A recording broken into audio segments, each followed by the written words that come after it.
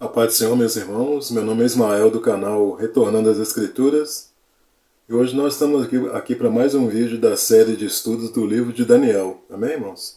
Então hoje nós estudaremos o capítulo de número 10. Então vamos começar aqui, né, irmãos? Lendo Daniel 10, versículo 1, que diz: No terceiro ano de Ciro, rei da Pérsia, foi revelada uma palavra a Daniel, cujo nome era Beltesazar. A palavra era verdadeira e envolvia grande conflito. E ele entendeu esta palavra e tinha entendimento da visão. Então, irmãos, aqui está dizendo que um anjo, ele anuncia a Daniel os acontecimentos com o povo de Israel nos últimos dias, no terceiro ano de Ciro. Então foi revelada a Daniel uma palavra relacionada a um grande conflito, o qual Daniel, à época, ele entendeu a palavra e a visão de forma parcial, uma vez que ele era um cidadão de uma época bem distante. Então tratava-se de uma luta entre os anjos de Deus contra os anjos de Satanás. Lá em Daniel 1, versículo 21, diz assim, E Daniel esteve até o primeiro ano do rei Ciro. Então, irmãos, isso daqui não quer dizer que Daniel não tenha continuado até o terceiro ano de Ciro. Daniel ele continuou na Babilônia depois do tempo mencionado aqui em Daniel 1:21. Então é possível que Daniel ainda trabalhasse no reino, mas não tivesse mais cargo de confiança na corte. Por isso que Daniel 1:21 é dito que Daniel continuou até o primeiro ano de Ciro. Agora não quer dizer que ele morreu. Lá em Daniel 1:21 quer mostrar que Daniel viveu para ver o fim do cativeiro babilônico. Quando a gente vai lá para o livro de Esdras, capítulo 1, versículo 1, diz assim: No primeiro ano de Ciro, rei da Pérsia, para que se cumprisse a palavra do Senhor, pela boca de Jeremias, despertou o Senhor o espírito de Ciro, rei da Pérsia, o qual fez passar pregão por todo o seu reino, como também por escrito, dizendo: Assim diz Ciro, rei da Pérsia, o Senhor Deus dos céus me deu todos os reinos da terra, e me encarregou de lhe edificar uma casa em Jerusalém que está em Judá. Daniel ele presenciou esse momento aqui, Esse momento aqui que eu acabei de ler. Ciro ele foi o último rei que conviveu com Daniel. E essa visão então ela foi dada 2 anos depois que os judeus voltaram para a Palestina. Então no terceiro ano de Ciro, antes quem reinava era Dario, e somente a partir do terceiro ano de Ciro Ciro começou a reinar de verdade. Daniel ele já contava com aproximadamente 90 anos. Muitos judeus não quiseram voltar para Jerusalém, mas uma parte dos judeus voltaram, a menor parte voltaram, e a maior parte ficou na Babilônia. Então no terceiro ano de Ciro, irmãos, equivale ao ano 533 a.C. E Daniel então ele viu o cumprimento da profecia de Jeremias e viu também o primeiro grupo de judeus exilados, voltarem para Jerusalém para a reconstrução do templo. Daniel 10:2 diz: Naqueles dias, eu, Daniel, estive triste por 3 semanas. Então 3 semanas equivale a 21 dias. Daniel ele estava triste por causa da situação de Jerusalém e porque ele queria entender a visão. Lá em Israel, os samaritanos eles estavam fazendo oposição à construção do templo. E por causa disso, o trabalho ele foi interrompido. Aí no terceiro ano de Ciro, o povo já estava em Jerusalém. Os samaritanos, eles queriam construir a cidade junto com eles. E Zorobabel, então, ele entendeu que essa proposta não estava de acordo com a vontade de Deus. Aí por causa dessa recusa, os samaritanos eles começaram a escrever cartas mentirosas para o rei da Pérsia, para que a obra fosse paralisada. Versículo 3. Alimento desejável não comi, nem carne nem vinho entraram na minha boca, nem me ungi com unguento, até que se cumpriram as 3 semanas. Então ele estava quebrantando a sua alma. Qual que é a preocupação dele, irmãos? A preocupação de Daniel era com os 50 mil judeus que saíram da Babilônia. E Deus mostra na visão o que iria acontecer com o povo de Israel nos últimos dias, o que fez com que Daniel jejuasse e orasse por 3 semanas. Então esse jejum, ele era em favor do povo que voltou para Jerusalém, mas era também a preparação para receber a revelação. Aí algumas pessoas, né, elas argumentam que Daniel estava fazendo um jejum total. Mas o versículo, né, parece indicar que Daniel estava fazendo um jejum parcial.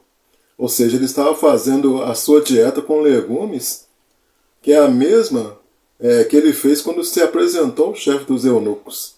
Então, além disso, mas ele se absteve de se ungir com unguento, considerando que o local era seco, né, e desértico. O unguento ele traria mais alívio para a pele. Versículo 4.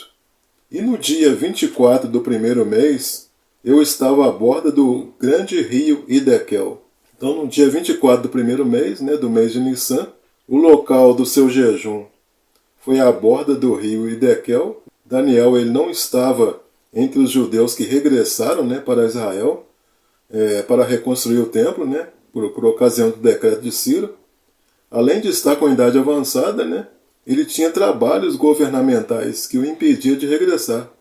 E Daniel, então, ele permaneceu a serviço do governo da Babilônia. Esse rio Hidekel aqui, irmãos, é o atual rio Tigre. Verso 5. E levantei os meus olhos e olhei, e eis um homem vestido de linho, e os seus lombos cingidos com ouro fino de Ufaz. Então Daniel começa a falar, né, o que ele viu, né, depois do período de jejum. Então ele vê aqui a figura do próprio Cristo. Ao versículo 6. E o seu corpo era como berilo, e o seu rosto parecia um relâmpago, e os seus olhos como tochas de fogo, e os seus braços e os seus pés brilhavam como bronze polido. E a voz das suas palavras era como a voz de uma multidão. Então, irmãos, Daniel estava aqui à borda do rio Hidekel, né, que é o rio Tigre, quando ele teve essa visão, né? Então, quem que era esse homem, irmãos? Esse homem que era um anjo ou era Jesus? Então, aqui nós temos aqui o que a gente chama aqui de cristofania, que é uma manifestação de Cristo na Bíblia, que é tangível, né, aos sentidos humanos. Por exemplo, Jacó, né? No exemplo de Jacó. Jacó ele luta com um anjo no val de Jaboque. Esse anjo ele é o próprio Cristo. Então, nos versos 5 e 6, estão falando de Cristo, né? Esse anjo é Cristo. Então Deus levantou o véu, né, e mostrou para Daniel algumas realidades do mundo invisível. Da mesma forma que fez com João lá na ilha de Patmos. Né? Vou ler aqui para os irmãos Apocalipse 1, né, a partir do versículo 13, que diz assim: ó, e no meio dos 7 castiçais, um semelhante ao filho do homem, vestido até os pés de uma roupa comprida e cingido pelos peitos com um cinto de ouro. E a sua cabeça e cabelos eram brancos como a lã branca, como a neve, os seus olhos como chama de fogo, e os seus pés semelhantes a latão reluzente, como se tivessem sido refinados numa fornalha, e a sua voz como a voz de muitas águas. E ele tinha na sua destra 7 estrelas, e da sua boca saiu uma aguda espada de 2 fios, e o seu rosto era como o sol, quando na sua força resplandece. E eu, quando o vi, caí a seus pés como morto. E ele pôs sobre mim a sua destra, dizendo-me: não temas. Eu sou o primeiro e o último, e o que vivo e fui morto, mas eis aqui estou vivo para todo sempre. Amém. E tenho as chaves da morte e do inferno. Percebam aqui, né, que é a mesma visão, só que cada personagem descreve com suas palavras. Então, o que aconteceu em Daniel está acontecendo também em Apocalipse. Né? Só que João e Daniel tiveram visões diferentes, pontos de vista diferentes, mas é a mesma visão. Só Daniel, irmãos, né? Só Daniel viu a visão. Né? Os demais que estavam junto com Daniel, eles perceberam algo, mas nada entenderam. Então, quando ouviu a voz daquele que falava, ele caiu por terra, profundamente adormecido, da mesma forma, né? Da mesma maneira que o apóstolo João. Então, por exemplo, coisas que aconteceram com João aconteceram também com Daniel. Por exemplo, ambos desmaiaram e as suas forças acabaram ao contemplar a visão dada por Deus. Ambos foram consolados e confortados pela mão divina. E Daniel foi chamado de homem muito desejado, ou muito amado, né? E João ele ficou conhecido como o apóstolo do amor. Versículo 7. E só eu, Daniel, tive aquela visão. Os homens que estavam comigo não a viram. Contudo caiu sobre eles um grande temor, e fugiram escondendo-se. Então, irmãos, Daniel estava aqui à beira do rio Dequel, né? Estava acompanhado de pessoas, né? Só Daniel teve visão, mas os outros perceberam o que estava acontecendo, né? Aqui, né, os irmãos sabem que ocorreu a cristofania, que é um termo técnico da teologia cristã, utilizado para designar as aparições do Cristo pré-encarnado, ocorridas no Antigo Testamento. Então essa experiência aqui foi uma experiência semelhante à que aconteceu também com Paulo. Quando Paulo estava a caminho de Damasco, Cristo aparece para ele, né? E as pessoas ouvem um barulho como de relâmpago. E eles também ficaram apavorados, mas só Paulo viu a Cristo. Verso 8. Fiquei, pois, eu só a contemplar esta grande visão, e não ficou força em mim. Transmudou-se o meu semblante em corrupção, e não tive força alguma. Então os companheiros de Daniel, né, se esconderam, e ele viu sozinho a grande visão. E a palavra diz aqui que não ficou força em mim, né? Não ficou força nenhuma nele. Transmudou-se o meu semblante em corrupção e não tive força alguma. Ou seja, sugere aqui que Daniel ele tenha desmaiado, né, naquele momento. É o versículo 9. Contudo, eu ouvi a voz das suas palavras e ouvindo o som das suas palavras, eu caí sobre o meu rosto num profundo sono com o meu rosto em terra. Então percebe aqui, irmãos, que aconteceu a mesma coisa, né, lá em João, em Apocalipse capítulo 1. Daniel teve reação semelhante quando o anjo Gabriel apareceu na visão do capítulo 8. Então Daniel ele caiu em estado de desmaio, com o rosto no chão, mas ele continuou a ouvir a voz do anjo.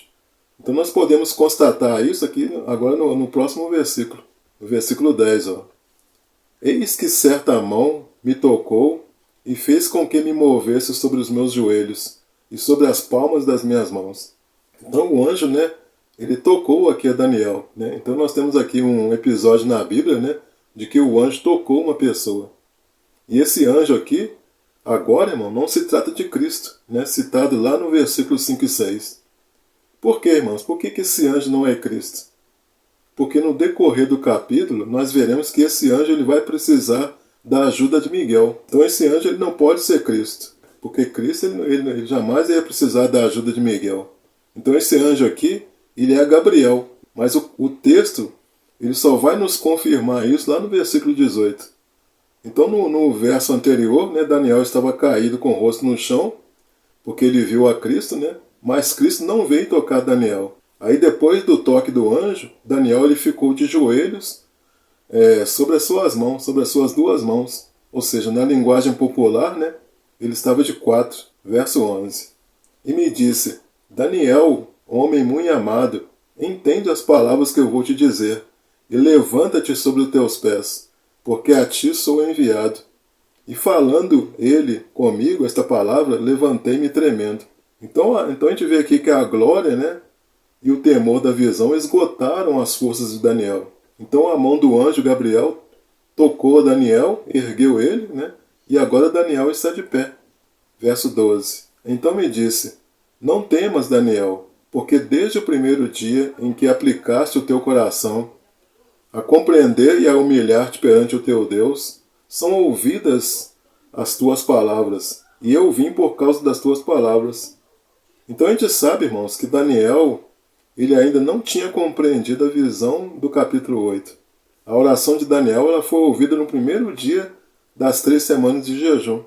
Mas um grande conflito angelical ele retardou a resposta. E aqui nós temos aqui um exemplo claro, né, de resposta de oração sendo adiada. Verso 13.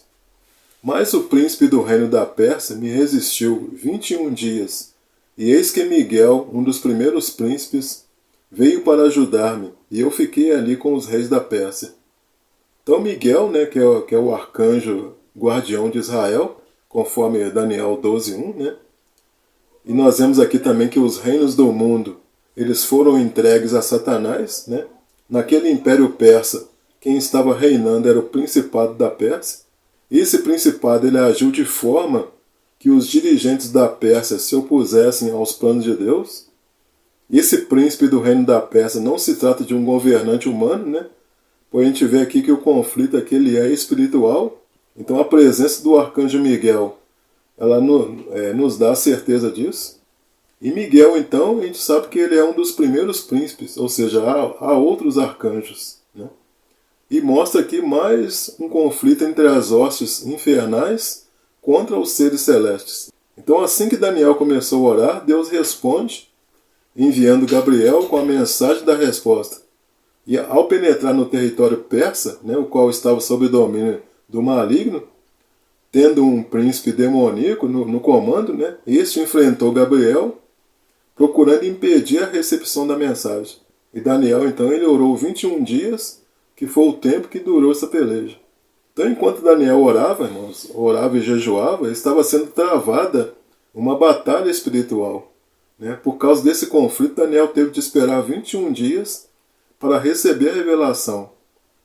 Miguel, né, que é o guardião de Israel, ele foi ajudar o anjo mensageiro, né? E a vitória então foi alcançada. Então a gente vê aqui a importância, né, da oração e do jejum. A resposta de oração, então, ela pode ser impedida por hostes malignas, né? E esse incidente ele nos dá um vislumbre das batalhas invisíveis que são travadas na esfera espiritual a nosso favor. Então Miguel aqui, irmãos, Miguel, né, o arcanjo Miguel, ele é mencionado 3 vezes no Antigo Testamento. Então nós vemos aqui em Daniel 10:13, em Daniel 13:21 e em Daniel 12:1. E 2 vezes no Novo Testamento, que está em Judas, versículo 9, e Apocalipse 12, versículo 7. Daniel 10:14. Agora vim para fazer-te entender o que há de acontecer ao teu povo nos derradeiros dias, porque a visão é ainda para muitos dias. Então, o que há de acontecer ao teu povo, né? Aqui está falando ao povo de Daniel, né? Os judeus. Que visão ainda Daniel não tinha entendido? Né? A visão do capítulo 8. Lembra que a visão do capítulo 8 foi explicada através de 70 semanas, mas Daniel não entendeu tudo? Então a visão ela é ainda para muitos dias, ou seja, tem relação então com a segunda volta de Cristo. Verso 15. E falando ele comigo essas palavras, abaixei o meu rosto para a terra e emudeci.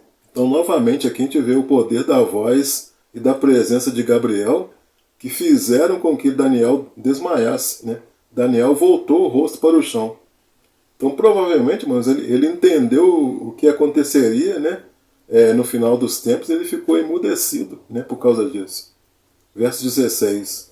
E eis que alguém, semelhante aos filhos dos homens, tocou-me os lábios, então abri a minha boca e falei, dizendo, àquele que estava em pé, diante de mim, Senhor meu, por causa da visão sobrevieram-me dores e não me ficou força alguma. Então nós vimos no versículo anterior, né, que Daniel emudeceu, né, ao saber o que iria acontecer com seu povo. Então foi preciso que o toque do anjo mensageiro para poder restaurar a capacidade de Daniel falar. Então a visão que Daniel teve causou ao profeta dores. Verso 17. Como, pois, pode o servo do meu Senhor falar com o meu Senhor? Porque quanto a mim, desde agora não resta força em mim, e nem fôlego ficou em mim. 18. E aquele que tinha a aparência de um homem tocou-me outra vez e fortaleceu-me. Então, irmãos, o anjo, então aqui ele toca novamente a Daniel, né? Agora não para restaurar a fala, né? Mas para restaurar suas forças. E aqui confirma, né, que o anjo é Gabriel, né? Então aqui no versículo 18 nós temos a confirmação de que o anjo é Gabriel. Porque o versículo ele diz que o anjo tinha a aparência de um homem, né? E quando a gente vai lá para Daniel 9:21, olha o que diz Daniel 9:21. Estando eu, digo, ainda falando na oração, o homem Gabriel, que eu tinha visto na minha visão, ao princípio veio rapidamente e tocou-me a hora do sacrifício da tarde. Então percebe, irmãos, a confirmação, né, de que esse anjo aqui está se referindo a Daniel, a Gabriel, aliás. Verso 19. E disse, não temas, homem muito amado, a paz seja contigo, anima-te, sim, anima-te. E falando ele comigo, fiquei fortalecido e disse, fala, meu Senhor, porque me fortaleceste. Então Daniel ele volta a ser chamado aqui de homem muito amado. Gabriel transmitiu paz para Daniel, ele não teve mais temor e Daniel, então, ele ficou fortalecido. E esse anjo aqui, irmãos, não está falando de Cristo, né? Embora o Daniel o trate de Senhor, não está falando de Cristo. Por que não está falando de Cristo? Por causa do contexto do próximo versículo. O versículo 20 diz assim, ó. E ele disse, sabes por que eu vim a ti? Agora, pois, tornarei a pelejar contra o príncipe dos persas. E saindo eu, eis que virá o príncipe da Grécia. Então o anjo aqui ele retoma a conversa, né? E ele disse, ó, sabes por que eu vim a ti? Então essa pergunta, irmãos, é para saber se Daniel entendeu o que foi revelado. Forças governam países da terra, né? Então a gente percebe nesse versículo que forças governam países da terra. A Grécia ela tinha o seu anjo igualmente à Pérsia. Então há demônios poderosos, né, para atuar sobre as nações do mundo, a fim de que elas se oponham a Deus, bem como promovam iniquidade e a incredulidade entre os habitantes da terra. Então aqui, irmãos, a gente percebe aqui que é a continuação da guerra dos versos 13 e 14. Né? O anjo ele voltaria a pelejar contra o príncipe da Pérsia, e ao terminar com o príncipe da Pérsia, ele iria pelejar com o príncipe da Grécia em seu caminho de volta. Então, antes dessas pelejas, o anjo ele transmitiu a mensagem para Daniel, né? E alguns estudiosos aqui eles sugerem que esse anjo da Grécia seria a força e a inspiração de Alexandre o Grande, e isso explicaria a rapidez e a intensidade das suas conquistas. Então, tanto a Pérsia quanto a Grécia se encontraram sob o domínio de espíritos malignos. Então, mais tarde, no Império Grego, vai se levantar um personagem chamado Antíoco Epifânios, que nós já estudamos aqui. Verso 21. Mas eu te declararei o que está registrado na Escritura da verdade, e ninguém há que me anime contra aqueles, senão Miguel, o vosso príncipe. Então, a Escritura da verdade aqui significa é o futuro profético de Israel, ou seja, os planos de Deus quanto ao povo de Israel e o mundo. Então, aqui Miguel ele foi o único que esteve comigo, ou seja, o único que esteve com Gabriel, né, na guerra contra o príncipe da Pérsia. E a palavra diz assim, quando eu for o príncipe da Grécia, né, mostrando aqui que Miguel ele vai ajudar o anjo no seu retorno. Então aqui, irmãos, no versículo 21, então, a gente encerra, né, o estudo aqui do livro de Daniel. Espero que os irmãos tenham entendido. Né? Caso haja alguma dúvida, os irmãos podem usar os comentários, ou mesmo se os irmãos queiram fazer algum comentário a respeito do vídeo. Caso o irmão ainda não seja inscrito no canal, peço que você se inscreva no canal. Né? Se você gostou desse vídeo, peço que você deixe aí seu like, seu joinha. Né? Obrigado a você que assistiu o vídeo até o final. E fiquem todos na graça e na paz de nosso Senhor e Salvador Jesus Cristo. Amém, irmãos? Glória a Deus.